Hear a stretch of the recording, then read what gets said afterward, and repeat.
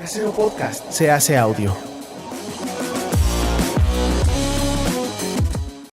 ¿Qué onda? Hoy vamos a tener a Obed Calixto. Él comenzó su instrucción musical en la Escuela de Iniciación a la Música y a la Danza Olin Yolistli. Esto fue en el 2003. Se especializó en estudios de guitarra clásica y luego continuó estudiando música tradicional mexicana al interior de esa misma institución de manera ya informal. Continuó sus estudios guitarrísticos con un profesor llamado Enrique Hulz, de quien aprendió la técnica manouche, que es esta como de guitarra, bueno, ya platicaremos de esa, como de jazz y demás, ¿no? En el 2009 ingresó en la Escuela Diego Rivera de Educación Artística, donde continuó su preparación artística general, para finalmente ingresar a la Escuela Nacional de Pintura, Escultura y Grabado, La Esmeralda, del Instituto Nacional de Bellas Artes, en donde actualmente es alumno. Como músico ha participado en diferentes escenarios nacionales e internacionales y bueno, pues ha participado en festivales tanto de música mexicana como de música afrocaribeña. Formó también por allí el grupo de salsa Goliat, del que vamos a estar platicando. Estuvo haciendo una estancia en el Carnegie Hall y, bueno, actualmente o recientemente participó en el Tiny Desk de Mon Laferte y está lanzando sus sencillos como solista de música regional mexicana o sierreña o, bueno, vamos a hablar de eso. ¿Cómo se le llama esa música que Obed está haciendo? Bienvenidas, bienvenidos, bienvenides a Rifades. Estamos con Obed.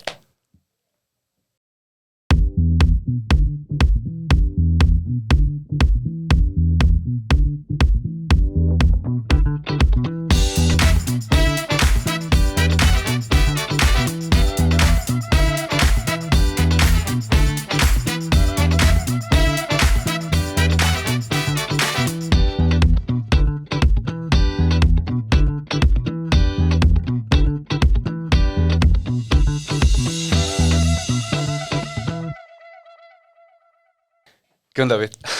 ¿Cómo andas? Muy bien, Everest. Pues contento en realidad de poder compartir contigo mesa y charla. Creo que ya nos la debíamos desde hace tiempo además, entonces muy contento de estar por acá.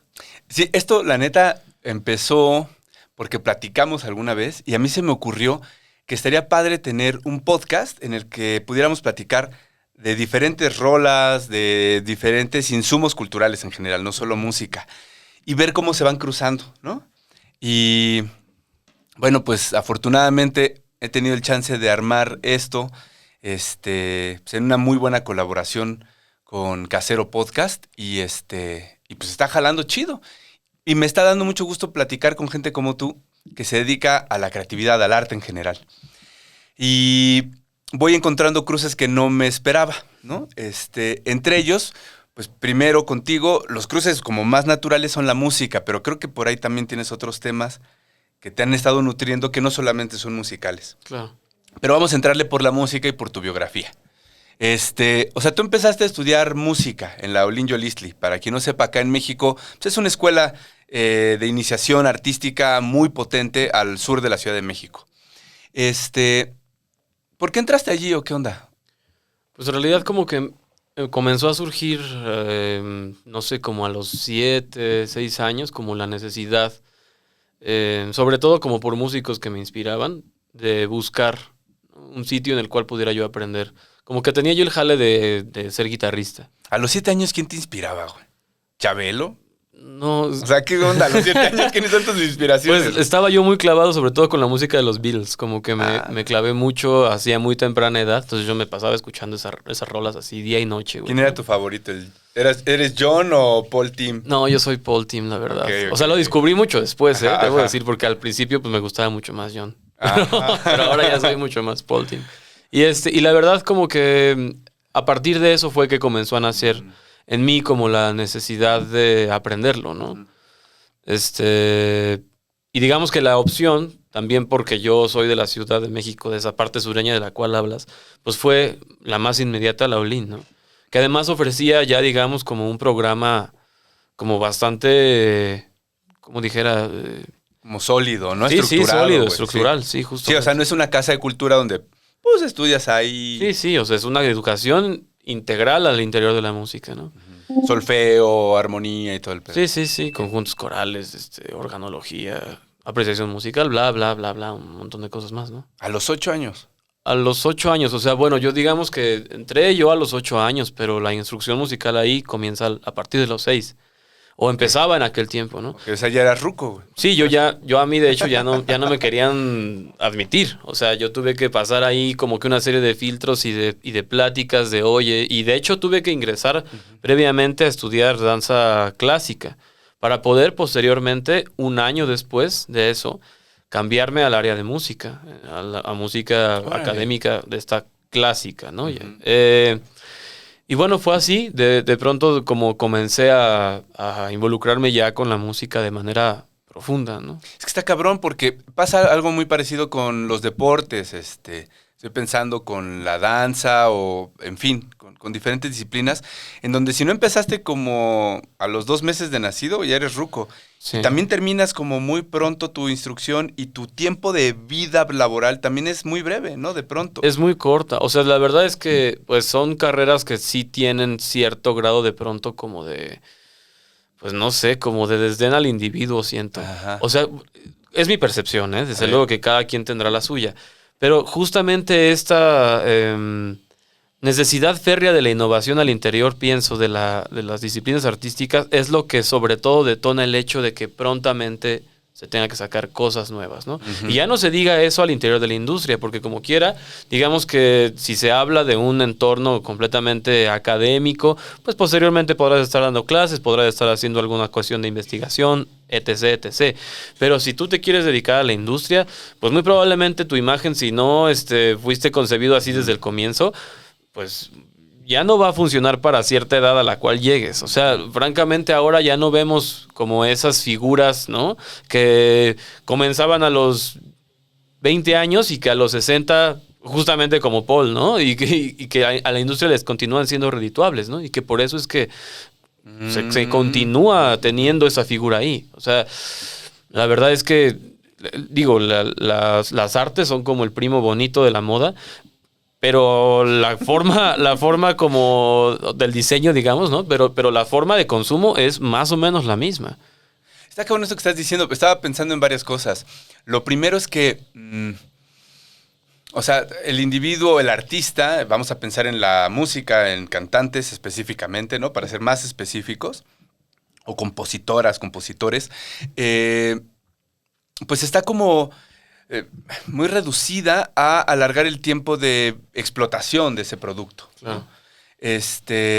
Y pienso que eso puede tener una afectación en la madurez de la propuesta estética que se presente. O sea, yo creo que tú a tus 17, ¿no? Que es como la edad a la que tendrías que estar saliendo al público, sí. Tu madurez artística, no quiero decir que sea peor o mejor, pero va a ser distinta a la que vas a tener a tus 30, 40 años, güey, ¿no? Claro, sí, sin duda. O sea, me parece que es algo muy parecido también que se está dando en otras áreas. Estoy pensando en la academia. Actualmente en Europa muchos jóvenes están egresando del doctorado a sus 27 años, 28, y ya tienen que ser doctores, ya tienen que estar dando ponencias, incluso desde la licenciatura para generar ese score, ¿no? Para llegar al doctorado. Es decir, como que nos están presionando a empezar muy pronto y no sé si estemos preparados para eso.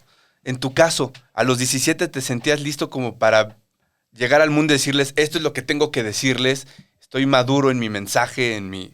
¿Sí estabas así o...? Yo diría que no, o sea, lo que pasa es que la verdad también en mi caso, o sea, mi carrera al interior de la música ha sufrido transformaciones varias, ¿no? Uh-huh. O sea, concretamente, hablando, por ejemplo, del brinco que di de la música académica, de estar estudiando justamente en la Olina, de pronto meterme al mundo del jazz, ¿no? Fue un espacio que yo exploré de manera corta, como comentabas tú con Enrique, a quien le mando un saludo si es que ve esta entrevista, que es un magnífico guitarrista aquí de la Ciudad de México, de Jazz Manouche. Y me involucré con ese género, no sé, habrán sido unos 4 años por ahí, y posteriormente algo sucedió, me quedé sin chamba y Y comencé con la música afrocaribeña, ¿no? ¿Me permites hacer un paréntesis? Claro. La música, la guitarra manouche o la música en general manouche, podríamos identificarla como un tipo de jazz que se relaciona con músicos como Django Reinhardt, para tener ahí la referencia, para que ustedes le busquen y vean qué onda con este cuate y muchos otros, ¿no? Sí, sí, muchos otros. Ahora hay muchos intérpretes también súper buenos. Y digamos que esa cuestión de cambios de género, digamos, plantean toda una transformación de lenguaje, ¿no? O sea, digamos que medio estás empezando a mascar el español y luego te cambias al inglés y luego al francés y luego al italiano, ¿me entiendes? O sea, es un poco eso lo que me ocurrió, pensando en que después de eso comencé con la música afrocaribeña. Y con la música afrocaribeña justamente comencé como a esa edad, como entre los, no sé, 18, 20 años, por ahí, ¿no? O sea, a ver, venías de tocar Bourrées de Bach, ¿no? Y luego te pasaste a Django Reinhardt. Y ahora le estabas entrando a afrocaribeño, ¿qué específicamente? Lo que pasa es que digamos que engloba varios géneros, ¿no? O sea, la música afrocaribeña va desde el bolero hasta la salsa, la guaracha, el guaguancó. O sea, como que digamos que el género sombrilla de ese pedo pues, es la salsa, ¿no? Ajá. Que engloba un montón de subgéneros en su interior. Y pues digamos que cuando comencé con eso, la verdad es que no me imaginé que iba a ocurrir lo que pasó, ¿no? O sea, en mi caso tuve la fortuna de ahora, o sea, no creo que afortunadamente cuento con también el respaldo de mi propio medio y de mis compañeros de poder decir que pertenecía a una de las mejores orquestas de México, ¿no? Okay. Y que cuando terminó el proyecto fue más bien porque ya todos estábamos buscando, pues qué sé yo, como situaciones distintas. ¿Te refieres a la orquesta Goliat? Goliat, okay. Sí. Disfruté mucho la estancia ahí, aprendí muchísimo. Y también fue como el primer entorno en el cual me involucré con la producción, ¿no? Okay. Y con la generación de temas.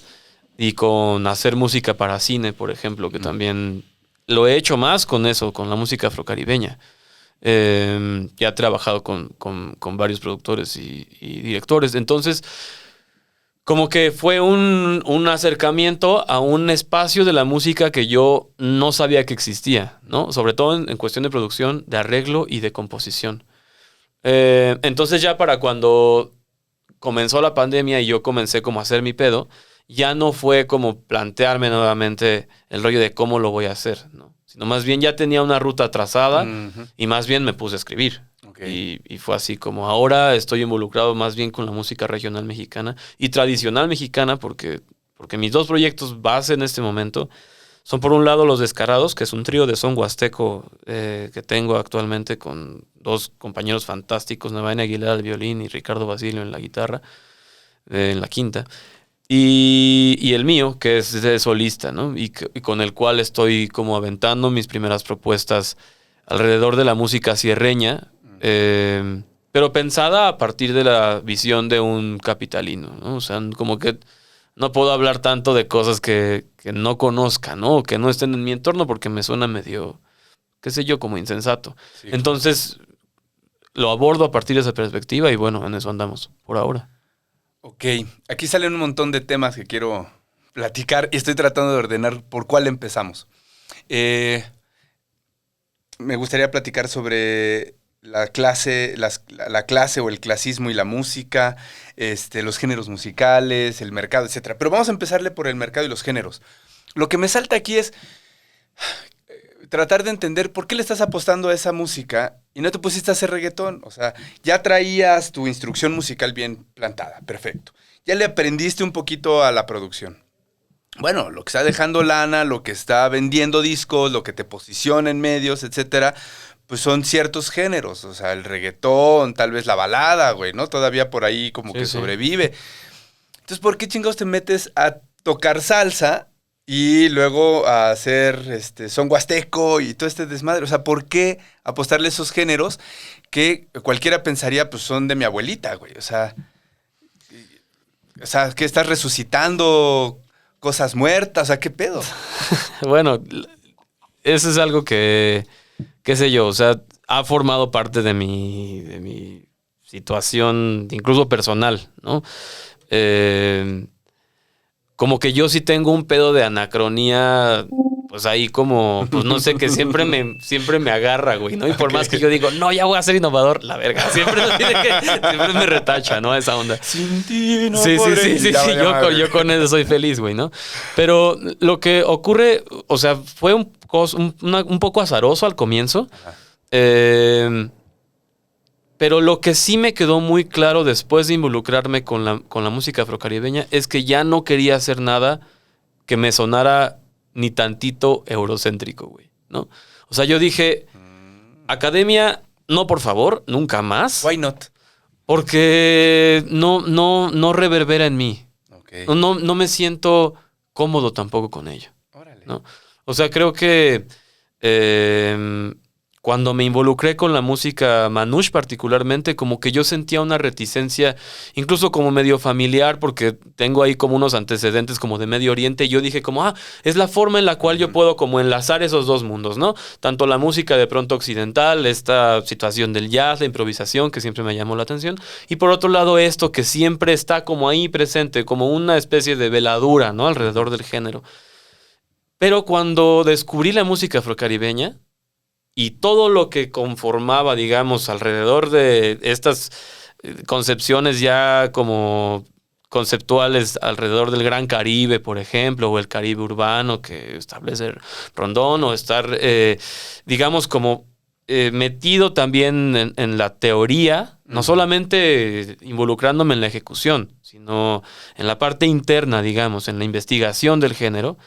De hecho, mi tesis de la que estoy presentando ahora en La Esmeralda va de eso, va de la música afrocaribeña y su papel como conformador de la identidad del capitalino de la Ciudad de México. Cuando empecé a involucrarme con eso, me hizo todo el sentido del mundo. Decir como, claro, es que este es el sitio del cual vengo. O sea, puedo no ser puertorriqueño, puedo no ser venezolano, cubano, o haber nacido en Nueva York en los 70s. Sin embargo, para mí, la música afrocaribeña sí posee todas las características de un género que me vio crecer, ¿no? Uh-huh. Y que de pronto, como que uno como mexicano no lo tiene tan presente, güey. Uh-huh. O sea, como que siento que uno camina, pasa por un mercado, escucha cumbias, escucha salsas, pero nunca es algo que digas, esta es música mía. Como que si tú le preguntas a una persona así en la Ciudad de México, ¿cuál es la música que, no sé, que te conforma, ¿no? Uh-huh. que te identifica frente al mundo? El soundtrack de tu vida. Muy ¿no? fácilmente podría decir, qué sé yo, hasta mariachi, güey. Uh-huh, uh-huh. Siendo que pues esa madre ni es de acá, ¿no? Sí, o sea... También pensar a México como una especie de África, ¿no? Así de que todos son iguales, todos son negros. Pero, o sea, es un poco lo que pasa aquí en México también, pensando en que la identidad del mexicano, el mismo mexicano la conceptualiza como algo uniforme, ¿no? Gracias, Porfirio Díaz. Bueno, sí, Porfirio claro. Díaz y Miguel Alemán, que Madre Santa, y Televisa, y... Sí, por supuesto. Ay, ya lo dije o lo pensé. Eso es otra cosa súper importante, cabrón. O sea... Siento que los artistas muchas veces no sabemos establecer nuestras posturas políticas. Y eso fue lo que yo encontré precisamente con estos géneros. O sea, la música tradicional, ejecutarla, investigarla, abrazarla, es una postura política actualmente también. Claro, porque estás haciendo una labor etnomusical de difusión y cuando dijiste no eurocentrista, pues por supuesto, también política. Sí, y no política solamente de partidos políticos, sino de ideología profunda, ¿no? Sí, justo. Estoy pensando en Rubén Blades, ¿no? En Willy Colón. ¿Qué te identifica políticamente con ellos? Luego platicamos regresamos a lo sonoro. Sí. Políticamente, ¿por qué te parece que ellos están resonando diferente y te parecen mucho más afines? Yo creo que sobre todo el hecho de que en la actualidad podemos continuar escuchando los temas, particularmente de Willy y de Rubén, como temas actuales, güey. Uh-huh. O sea, porque esta herida abierta de América Latina que nunca va a cerrar, pues es precisamente eso, ¿no? Como un torrente perenne, ¿no? Que no encuentra cicatrización. y que nos hermana la colonia, ¿no? Nos hermana la violencia de la misma, nos hermana el castellano, nos hermana la imposición de una religión, nos hermana el racismo, nos hermana el clasismo, nos hermana el machismo. O sea, los temas que tocan en sus números son temas que lo mismo resuenan en un barrio en Nueva York, en el Bronx, ¿no? Que en un caserío en Colombia, que en Tepito, ¿no? Y aún si no naciste en un barrio bravo, digamos, ¿no? O sea, yo no sé si haya algún mexicano que, pues, no sé, haría falta que no tuviera 2 dedos de frente, ¿no? Para ver los problemas a los cuales se enfrenta uno, pues, nada más por nacer en donde nace, ¿no? Sí, o sea, nadie está exento del racismo, nadie está exento del clasismo, etcétera. Claro, claro. Y en algún momento, antes o después en tu vida, lo sentiste. Porque, o sea, pienso que es algo que, pues no sé, o sea, vivimos constantemente con ello. Sales del país y te ocurre. Yo nunca me había sentido así, pero qué horror el racismo. O sea, a mí nada más me ha pasado una vez, pero la verdad es que fue horrible, ¿no? Te sientes como sucio, como incomprendido, como si algo estuviera mal contigo, ¿no? Y ha sido una situación, en mi caso, de deconstrucción, o sea, que ha permeado todos los aspectos de mi vida, ¿no? O sea, tanto la situación del machismo particularmente, como el hecho de desblanquear tu mente, ¿no? De descolonizarte constantemente. Sí. Y es así de estarle poniendo automático al automático, porque lo primero que se te viene es el canon, güey, ¿no? Sí. Y estar obedeciendo a esa chingadera y eventualmente saber decir, tengo que parar, güey. O sea, esto no me identifica, esto no soy yo. Además es como... Pongo en mi tesis como el ejemplo de la liebre con la vara y la zanahoria y va corriendo en putiza y nunca la va a alcanzar, güey. O sea, si uno se concentra en querer ser como el canon eurocéntrico lo dicta, claro. Estás jodido. Porque tu vida va a ser una constante frustración. Ahorita me has estado haciendo pensar en una generación de jazzistas de los años 70, de donde después de haber tenido a Lou Armstrong y estas superfigurotas, vino una generación ya sí estudiada en universidad, Claro. Que tuvo acceso no solamente a la música, a la notación y demás, sino también a unos planteamientos políticos, sociales distintos a los de la generación precedente. Me refiero, por ejemplo, a John Coltrane. Ya. Es un cuate que llega, o Miles Davis, ¿no? Que llegan a preguntarse, además también venía ahí un cisma social, ¿no? Era el movimiento por los derechos afroestadounidenses. Pero son esta generación de jóvenes que dicen, vamos a hacer jazz, güey, pero no vamos a hacer el mismo jazz para entretener a las masas blancas, güey. Ahora vamos a hacer un jazz distinto y pues de pronto a lo mejor vamos a tener que mandar a la chingada un montón de gente, Claro. de disqueras, y lo siento, pero eso es porque necesito replantearme como individuo y como raza en este país, ¿no? Ellos traídos como esclavos, o sea, creo que también la herida es muy fuerte. Bueno, que es algo que además lo tenemos todos. O sea, como que siempre se identifica esa situación de la tercera raíz. Ajá. Tremenda mierda y falacia esa, ¿eh? O sea, es algo que justamente también deviene de un pensamiento occidental. O sea, la necesidad férrea de hacer más peninsular al mexicano, tan peninsular como se pueda, ¿no? O sea, llegó el español y te ayudó a salir de la pinche pobredumbre y del pantano en el que vivías, pero, o sea, no se identifica que en realidad somos mucho más negros que peninsulares. O sea, para cuando había pasado un siglo de la colonia, aquí había más negros que españoles, güey, ¿no?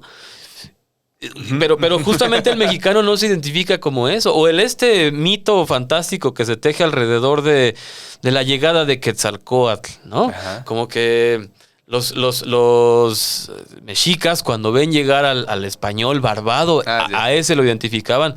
Otro pinche mito de la conquista horrible, güey, ¿no?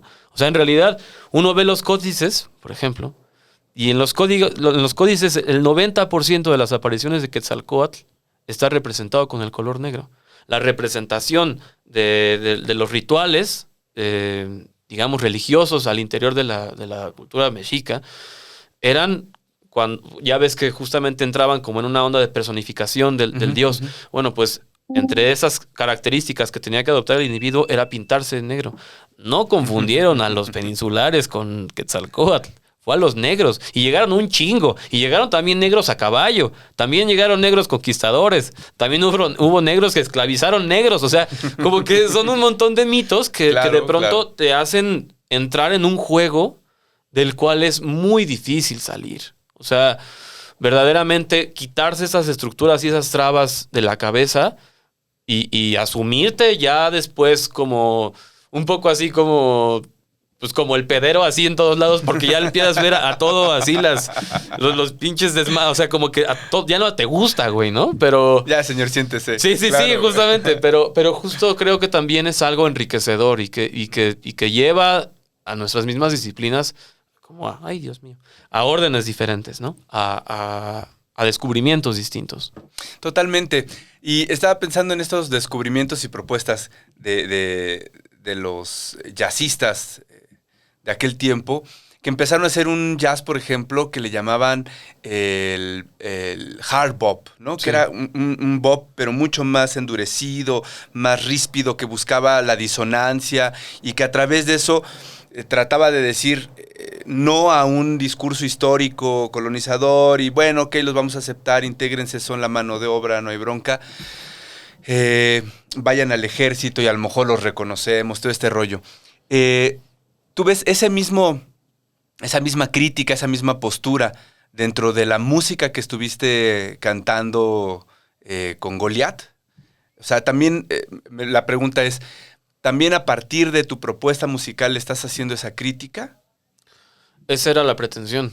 Esa fue la pretensión, ¿no? Por el simple hecho de hacerla, ¿había algo en ella en especial que la hiciera diferente? Yo creo que sobre todo el hecho de que nos concentrábamos en la ejecución de esto llamado salsa dura o salsa brava, ¿no? Que es el género, digamos, en sus comienzos, como a partir de los 70s, justamente, y que es más bien como música protesta, acompañada por géneros afrocaribeños. O sea, pero se habla de las mismas situaciones, ¿no? Se habla de las mismas problemáticas, se habla de problemas sociales, se habla de racismo, ¿no? O sea, entonces sí, claro, o sea, como que nos hacía eco, ¿no? En ese momento. Y lo que hacíamos también a la hora de componer, de arreglar, estaba, digamos, influido por esas circunstancias. ¿Eran rolas originales entonces? Algunas de ellas sí. Okay. La mayoría eran covers, pero nos empezamos a involucrar ya con música original a partir de eso también. Está padre porque también esto conecta otra vez con Rubén Blades. Me acuerdo de algunas de las canciones que más me gustan de él. Pues son las más trágicas, ¿no? Como Adán García y otras por el estilo. Que me parecen fabulosas porque es un lamento social, es un retrato, una denuncia. Pero al mismo tiempo estás bailando y estás gozándolo. O sea, está padre esta ambivalencia latinoamericana que no por estar haciendo eso, pues te tienes que sentar y ponerte triste, ¿no? O sea, podemos seguir la fiesta sin dejar de ser conscientes, ¿no? O sea, como esa cosa pasa muy interesante. Y hablando de esto de los géneros, ¿cómo está la cosa de la venta y el mercado de estos géneros que estás haciendo? ¿La salsa se vende? ¿La salsa se produce en México? ¿Hay disqueras? ¿Hay gente comprando esa música y descargándola? ¿O pasa esto con el son? ¿Con las canciones que estás haciendo? ¿Qué onda el mercado? ¿Cómo está? De la verga. O sea, es que la música de salsa en México es consumida de manera muy, digamos, como superficial. No lo culpo, o sea, pues es así, ¿no? Pero la verdad es que el público no busca propuesta. Uh-huh. El público, lo primero que está buscando es que tú le eches, qué sé yo, talento de TV y La Rebelión para que bailen. Uh-huh. Lo cual no está mal, pero si tú presentas de pronto una propuesta de orquesta, una propuesta de instrumentación, qué sé yo, cosas que intentas meterle, lo primero que hay, desde luego, es natural, es una reticencia, uh-huh. ¿no? Así de que, no sé, como que, ¿y tú de dónde eres? A nosotros, por ejemplo, ese era el gran, de pronto, meollo, ¿no? Así de que éramos demasiado fresas para el barrio y demasiado barrio para los fresas. Ok. ¿no? Entonces, como que no, pues siempre estabas ahí un poco en medio, ¿no? Y no sabías cómo acceder a ninguno de los dos sitios porque no perteneces a ninguno de los dos. Ok. ¿no?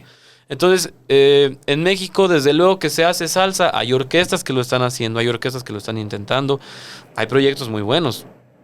No nada más de salseros nuevos, también hay salseros ya de tradición que presentan cosas, pero tristemente la verdad es que no son propuestas que encuentren eco a gran escala, ¿no? Las conocemos las personas que consumimos esa música, los que gustamos de bailar y escuchar, pero de ahí en fuera la verdad no es como que trasciendan. Es de ¿entiendes? nicho. Ok. Es muy de nicho. Ahora con la música que estoy haciendo, también fue algo de mis búsquedas, ¿no? O sea, como decir, bueno, o sea, sé bien que estar haciendo música que generalmente se produce en el extranjero, léase salsa, música académica, clásica,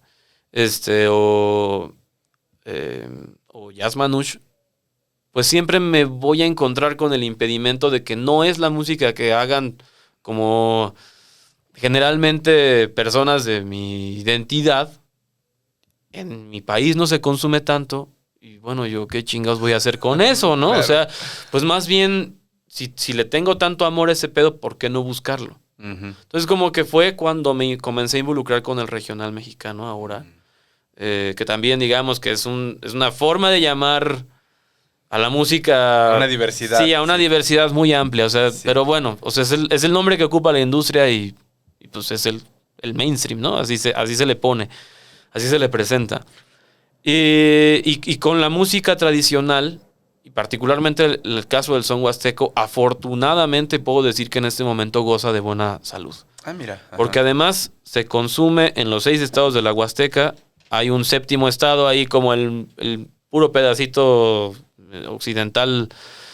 oriental de Guanajuato. Pero también es música que se consume en Colima. Hay gente que también la consume en Tlaxcala. O sea, como que es música que sí está como en constante cambio.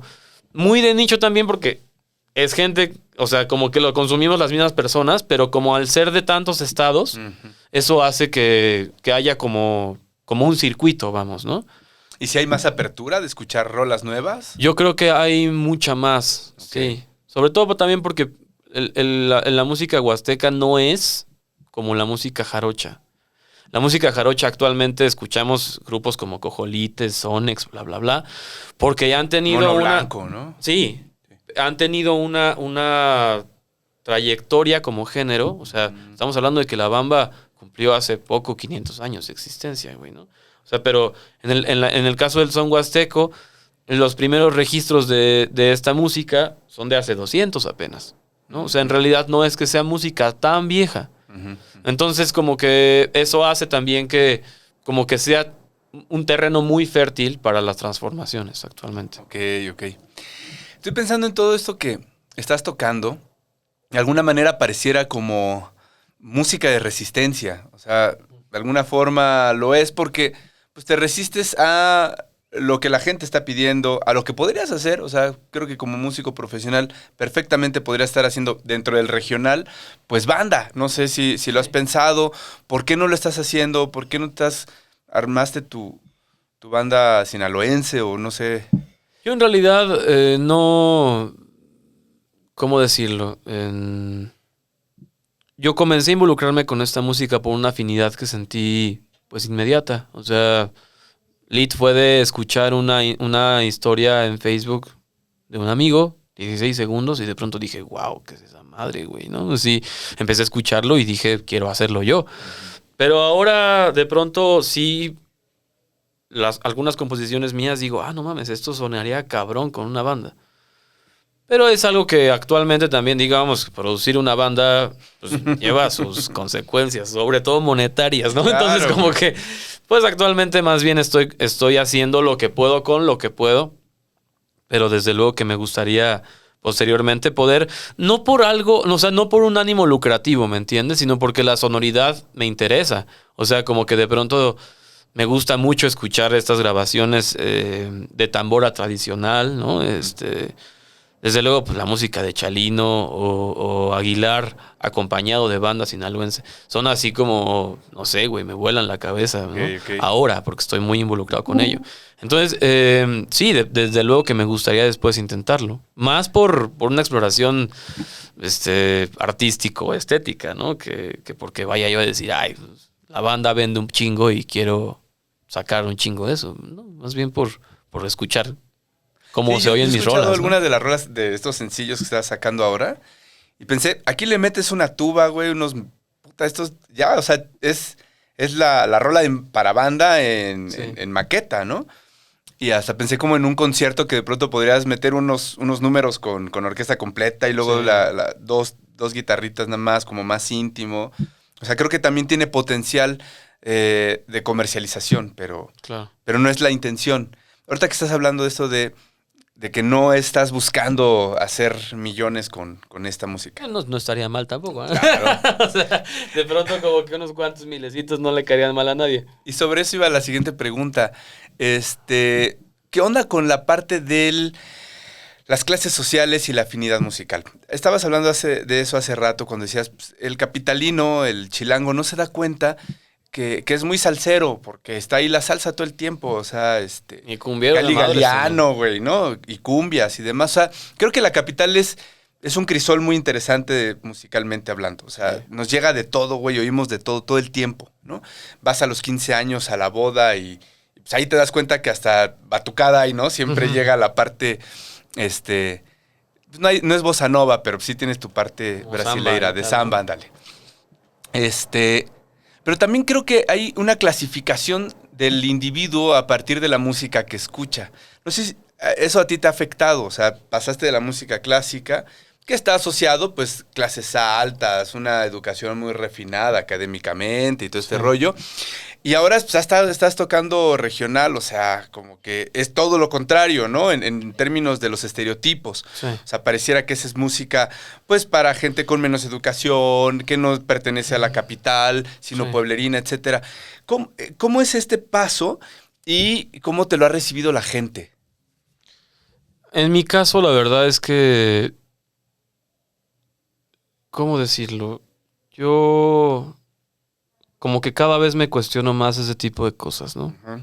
Sobre todo cuando me ha tocado de pronto discriminación alrededor de la música por mismos camaradas músicos, ¿no? O sea, gente que de pronto dice como, bueno, pero es que pues ese señor ni músico es. Y dices como, güey, a mí me gustaría escucharte echar un falsete como ese señor y agarrar una quinta y tocarla así, güey. O sea, tú podrás hacer lo que quieras y habrás estudiado en la chingada escuela que te haya dado la gana, pero no tienes ese nivel de transmisión.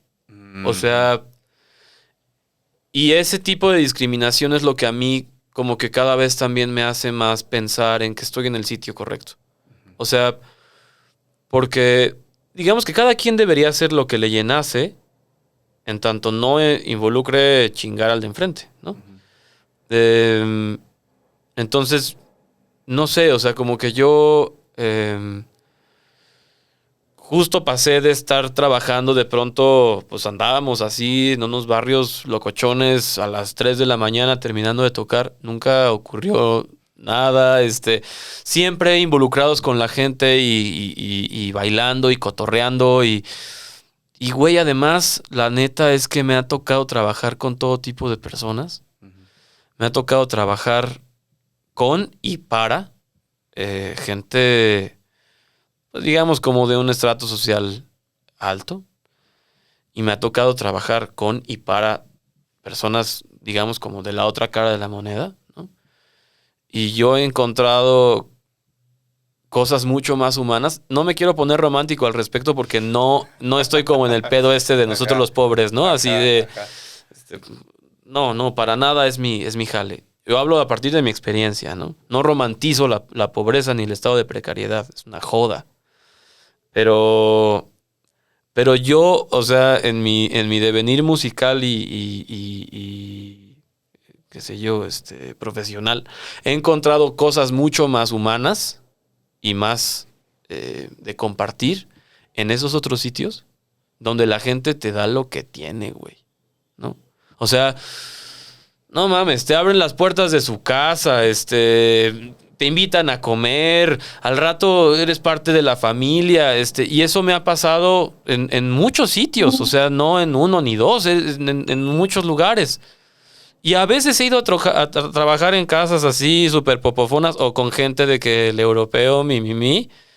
Y son las pinches ratas más culeras, más, o sea, te tratan mal, güey, ¿no? Como que te ven así de, ¿y a poco sí? O sea, es como de pendejo, ¿no? O sea, dame chance de trabajar y te va a caer el hocico. Ya después te tratan muy bien, ¿no?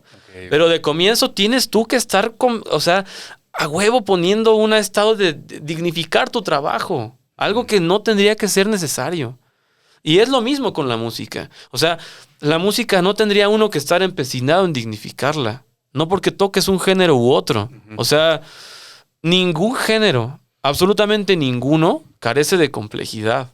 O sea, a veces ahora también me ha tocado de pronto de camaradas músicos escuchar lo mismo con el reggaetón. Yo soy muy clavado, me gusta mucho el reggaetón. Y yo me he enfrentado de pronto por mismas situaciones de producción a tener enfrente una máquina y a ver, güey, hazte un beat, ¿no? Uh-huh. No mames, es facilísimo. Kun, ka, sí, hazlo. Es decir, pura pendejada y vulgaridad. Hazlo. O sea, y ten el éxito que tienen esos güeyes. Y enfréntate a una industria que está caminando todo el tiempo y que desecha así. Y enfréntate a un nivel de producción contra grandes disqueras, ¿no? A ver si es tan fácil, güey. O sea, es que nada es sencillo bien hecho. O sea, no sé, tú puedes hacerte un huevo revuelto, ¿no? Pero no va a ser igual que un pinche huevo benedictino, así, la vuelta y el vinagre. No, espérate, no es lo mismo, güey, ¿no? Entonces, como que siento que justamente alrededor de eso es que versa la complejidad también de pensamiento del escucha y del productor.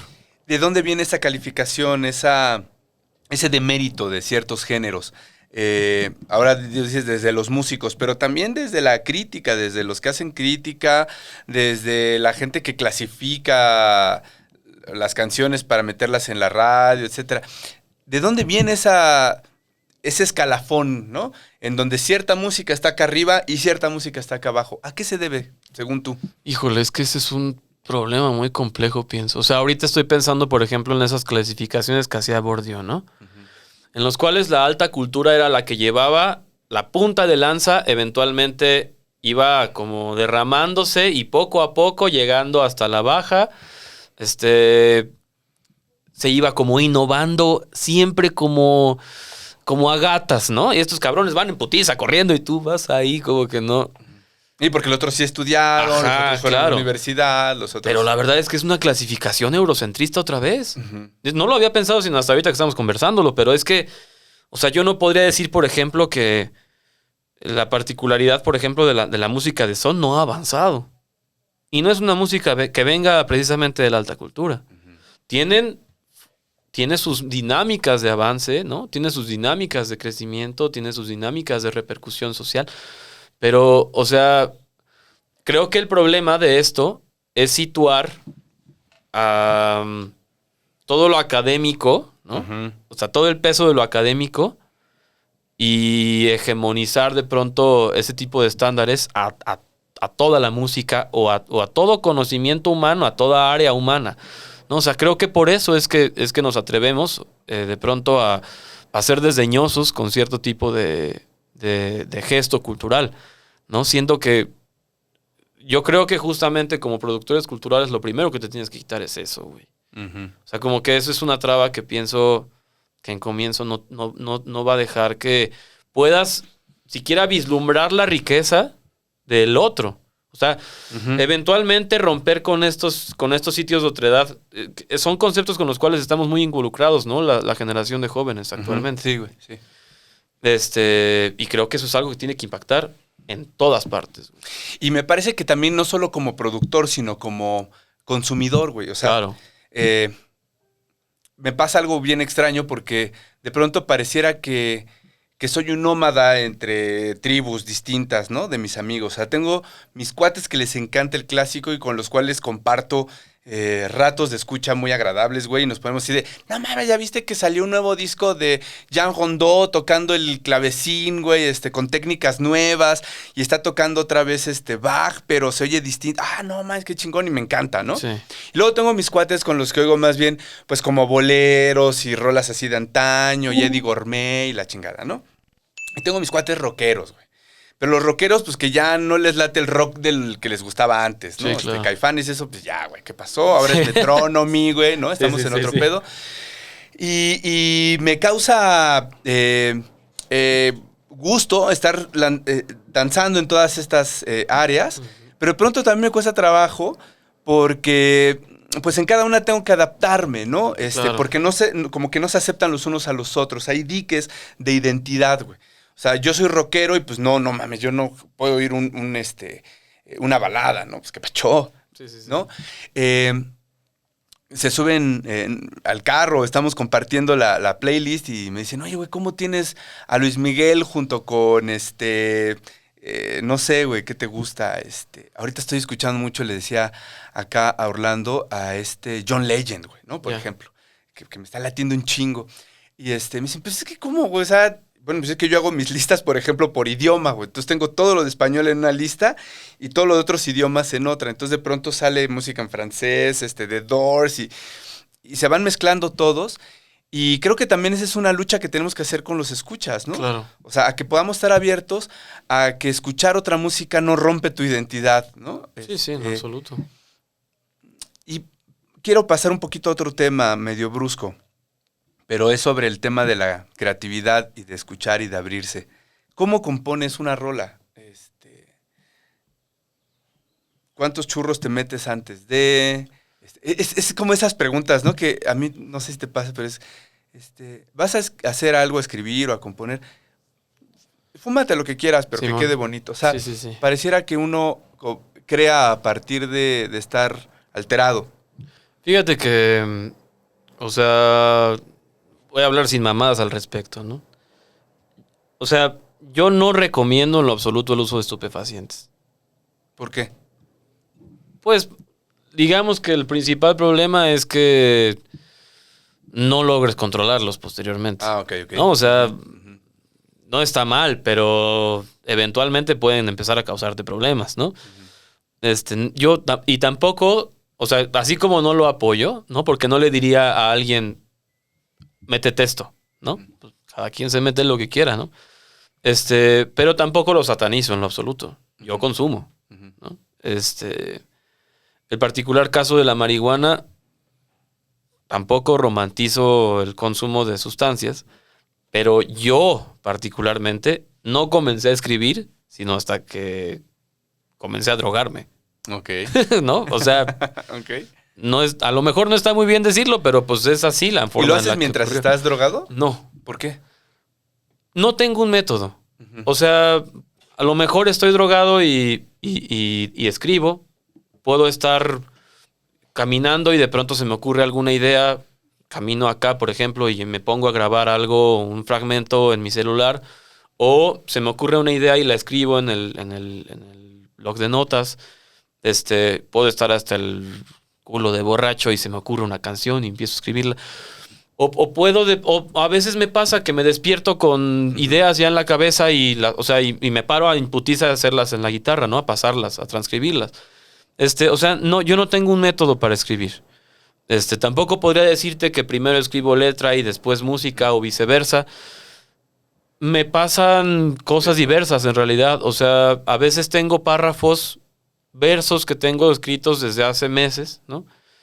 Y de pronto comienza a surgir una rola y digo, cabrón, yo tenía escrito algo de eso. Entonces me saco mi celular o el blog de notas de la compu y me pongo a buscar y digo, no mames, esto hay que acomodarlo, ¿no? Uh-huh. Y eventualmente podría formar parte de esta otra rola. O sea, como que yo no tengo una ruta trazada, ¿no? He aprendido mucho de compañeros compositores. Lo que a mí me ha ayudado muchísimo es más bien estar en la misma mesa de trabajo con ellos, ¿no? Y observar la forma en la que compone el otro. Y de ahí más bien como que he tomado, porque yo nunca tomé clases de composición, o sea, tampoco tomé como que un taller de escritura, o sea, de hecho yo no tuve clases de armonía, o sea, pues no sé, güey, o sea, son deficiencias de las cuales uno de pronto tiene que sacar más bien fortalezas, ¿no? Ok. Y la verdad es que ha sido muy gratificante, o sea, hasta ahora la composición ha sido un proceso que me ha dejado mucho como persona, o sea, me ha enriquecido muchísimo, pero no tengo un método y te digo, repito, no romantizo el uso de sustancias y tampoco podría decir que no funcionan, Claro. porque a mí me han servido. Sí, yo lo decía porque en muchos casos se asocia la creación a estar bajo ese estado. Entonces, por ejemplo, a mí de pronto mis clientes me piden una creatividad o algo para lo de mi chamba y me dicen, y métete lo que quieras, ¿no? Pero que quede padre, ¿no? Y bueno, yo en particular no consumo y pienso, pues es que cuando llego a estar borracho a querer hacer algo, al otro día lo reviso y me da pena, ¿no? Ya, o sea, sí. yo sí no soy funcional fuera de mis casillas, ¿no? Sí. Por eso era la pregunta para ver si esa idea de que solamente estando bajo ese estado podrías crear, ¿no? Pero Sí, bueno, no, estás para diciendo nada, que no. para nada. Que depende de muchas circunstancias. Ajá. Me estaba diciendo Itaíta Pavlovna, que es nuestra plantita, que te pregunte qué significa para ti creatividad. ¿Sí lo pregunté bien? Buenas tardes, chiquilla. Yo creo que la creatividad versa alrededor de la resignificación. O sea, en mi disciplina particularmente, las disciplinas artísticas, versa alrededor de la resignificación de símbolos particularmente. Ok, explícaselo un poquito a mi plantita porque ella no ha estado en clases de semiótica ni nada de eso, por favor. Bueno, lo que pasa es que, digamos que no hay forma de crear algo del todo novedoso. Digo, para ponerlo así en palabras rápidas, ¿no? No hay manera de crear algo novedoso. Entonces, ¿cuál es la manera de resignificar, por ejemplo, el estado actual de la taza, ¿no? Porque no es lo mismo y no involucra la misma situación alrededor del individuo que la ocupa el hecho de que tenga una o dos orejas, por ejemplo, ¿no? O que la taza sea presentada de manera más baja o más alta porque condiciona la bebida que se bebe, ¿no? Digamos que estoy hablando en este momento de una cuestión de diseño, pero por ejemplo, si se hablara de algo, de un gesto cultural como mucho más tirado a lo artístico, que también esa palabra de lo artístico ya me tiene un poco hasta la madre, pero... Digamos una rola. Ajá, una rola. Me pasó, por ejemplo, en el caso de esta última que presenté, que se llama Nudes, que me decían personas que la escuchaban como, güey, es que hablas de cosas de las cuales, o sea, todo el mundo pasa por ese sitio, pero no nos gusta hablar de ello, ¿no? Así me lo dijeron varias personas, güey. Y a mí incluso me resultó incómodo hacer la canción. O sea, okay. si me lo pregunto, es así, o sea, yo no en todas las canciones, también es otra cosa como interesante, que yo no en todas las canciones hablo del todo de algo que me haya ocurrido a mí. O sea, si no hablo de cosas que yo he visto, que le han pasado a otras personas, que sí me han pasado a mí, o que observo de pronto, ¿no? Y me gusta involucrar más bien, a pesar de hablar como de manera... como superficial, o sea, a pesar de hablar de manera cotidiana, digamos, me gusta involucrar cosas como interiores, güey, ¿no? En este último número particularmente, hablo de una persona, bueno, hablaba de mí, de querer olvidarme de alguien y de que instintivamente no podía debido a esta como ansiedad sexual alrededor de un objeto no objeto, ¿no? Que era una fotografía de la otra persona desnuda, ¿no? Entonces la rola dice algo así como, aunque te quiero olvidar, todavía no encuentro forma de hacerlo. Y lo único, y esto único que tengo que me ancla a ti es este objeto que no existe, pero que está involucrando todo un problema para mí, porque quiero liberarme de ti. Pero esta necesidad absurda, ¿no? No me deja hacerlo. Entonces, como que fue en comienzo incómodo para mí hacer la canción. Pero después dije, güey, o sea, estoy hablando de algo que verdaderamente me pasa. Y en tanto sea sensato y verdadero, tiene cabida hablarlo. Ok, ahí el cambio, la resignificación fue que canciones de No te puedo olvidar, hay 800,000 millones, Claro, pero no todas lo dicen a partir de una fotografía digital. O sea, claro. tal vez lo dijo Álvaro Carrillo hace... Sabor a mí. ¿No?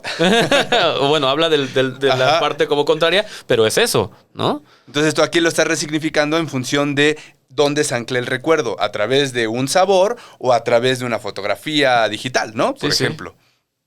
Va. Ahora hemos llegado a una parte en donde tú haces las preguntas. Ok. Entonces, esta sección se llama Pregúntale a Octavio. La idea es que tú formules una pregunta sobre lo que quieras Ujú. y lances los dados. Veamos qué resultado sale. Abrimos la página, te leo lo que dice Súper. y a ver qué interpretamos, ¿no? Ok. Entonces, ¿quieres darle al cubilete? Sí, ¿qué le preguntaría yo a Octavio Paz?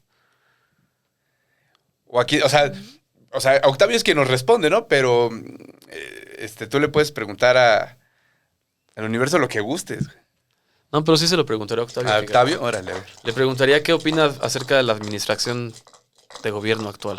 ¿Qué opina de AMLO y Sí. de Morena? ¿Qué Va. diría? A ver, vamos a ver. No tengo una respuesta para eso. Ya empezó, güey, la cosa. Seguramente iría por ahí. No se quiere comprometer, güey. Sí. A ver, entonces tenemos 12 por el punto ese, vamos a tomarlo como 10, entonces son 1200, 1223. 1223. Es como el libro rojo. Ah, sí, Sí, ¿no? claro, güey. Verga. Me iba a traer el Li Ching, güey, pero... Ah, está locochón. Sí, y tardas mucho, güey, y no quiero el sí. hate de... No lo estás leyendo como se debe. Sí, claro, respeta". claro. Entonces ya, Sí. ándale. Mira, güey. 1223, neta. Dice, padeció cárcel, destierro y estrecheces. Nacido en 1925, su primera juventud.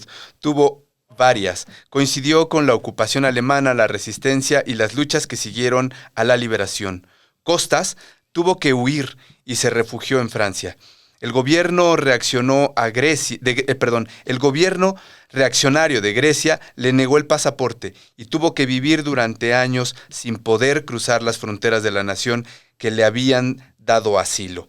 Como era grande su sed de viaje, recorrió todo el país, a veces a pie, con Madre Nitza, mía. su mujer. Hasta ahí le voy a dejar. No, hombre. Güey, ya me está dando Sí, sí, miedo sí. esta madre. Ajá. Muy claro el mensaje, ¿no? Bueno, habló por lo menos de alrededor del tema, sin lugar a dudas. O sea, ¿Tú qué interpretas? ¿Qué podrías decir? ¿Está a favor o en contra? fíjate Está que consciente. Yo creo Siento que está consciente. sí, es muy inteligente. O sea, Sí, no se mete en pedos. Exacto, describió un poquito al personaje, su periplo y todo el pedo, Ujú. pero no quiso decir si estaba bien o mal. Y huyó. Bien hecho, Octavio. Nada que no esté dentro de tu naturaleza. Exacto, güey. Sí. Era un buen intelectual. Sí, O sea, sí, sabía sin duda. leer también el pulso político. Güey, para ir terminando. Tengo dos preguntitas. La primera es, si tú pudieras viajar en el tiempo y hablarle a Obed de 10, 15 años, ¿qué le dirías? ¿Qué recomendación le darías? Porque es muy probable que sean las personas que nos están viendo. Ya. Lo primero que yo le diría sería, no confíes del todo en lo que deseas. O sea, desea con cuidado. Porque los deseos vienen de un instinto muy profundo, el cual vale la pena cuestionarse, porque nunca sabes hacia dónde te pueden llevar, ¿no? Entonces, en algún momento, así como te pueden encumbrar, ¿no? Te pueden llevar a unos sitios fantásticos, increíbles, por esta aspiración constante, también te pueden llevar a lugares muy profundos muy negros, pues, ¿no? Entonces, pensaría en eso, pensaría en decirle eso. Ten cuidado. Ok. Por último,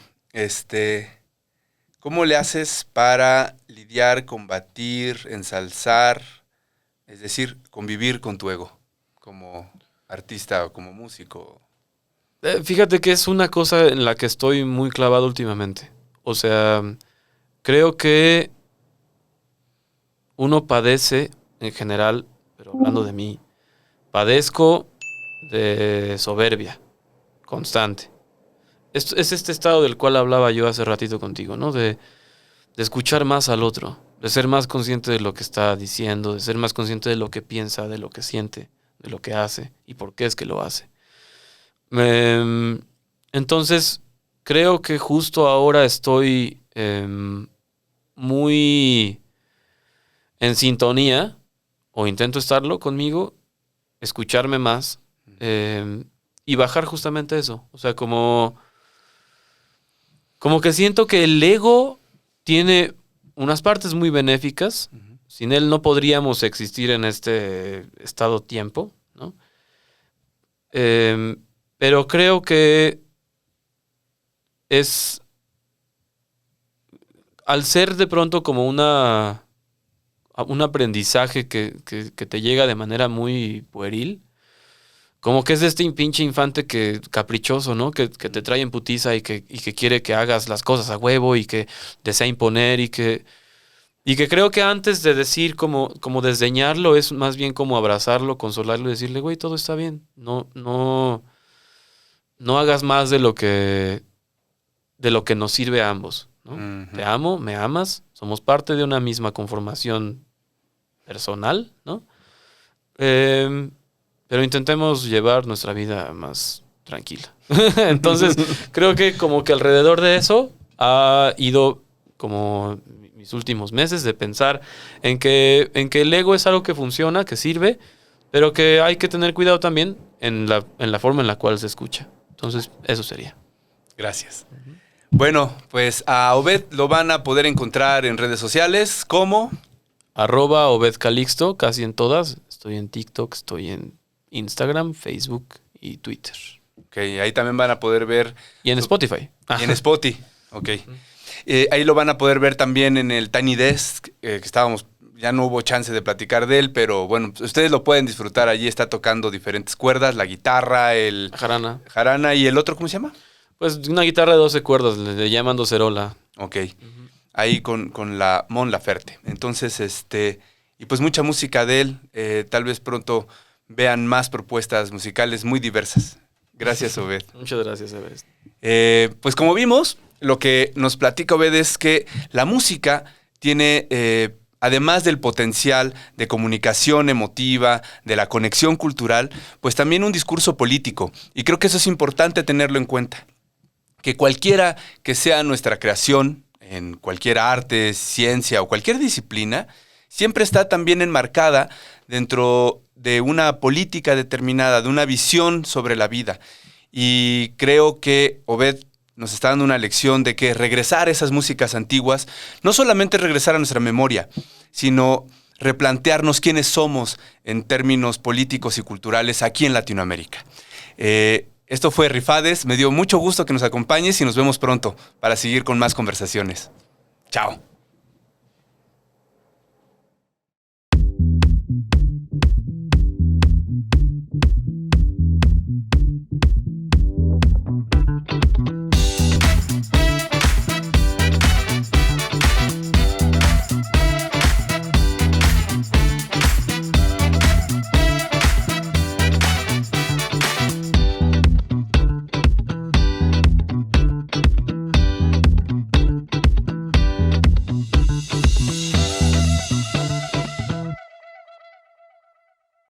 Casero Podcast se hace audio.